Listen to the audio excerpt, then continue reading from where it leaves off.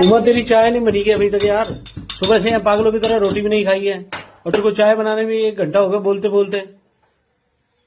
Time लगता है। Umar time नहीं लगता, मेरे को भी कहीं जाना होता है, टाइम नहीं। सुबह से पागल हो रहा हूँ मैं, इधर उधर उधर उधर। यहाँ रोटी भी नहीं खाई है, एक चाय बनाने में भी तेरे को दिक्कत आ रही है।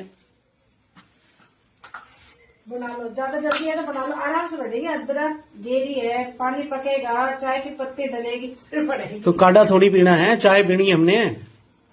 कहते काढ़ा थोड़ी पीना है। हाँ तो बन रही है, सबर रखो, ला रहे हैं चाय।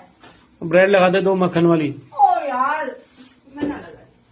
उमर रोटी भी नहीं खाई सुबह से, ब्रेड तो खा सकते हैं। मैं क्या करूँ, नहीं लगाई। कहते रहूं जल्दी कर जल्दी कर। चीनी चीनी नहीं, मेरी गुड़ वाली शक्कर डाल, चीनी नहीं, चीनी जहर है। ठीक है, कहते रहूं ब्रेड लगा दे फटाफट। ठीक है, ओके।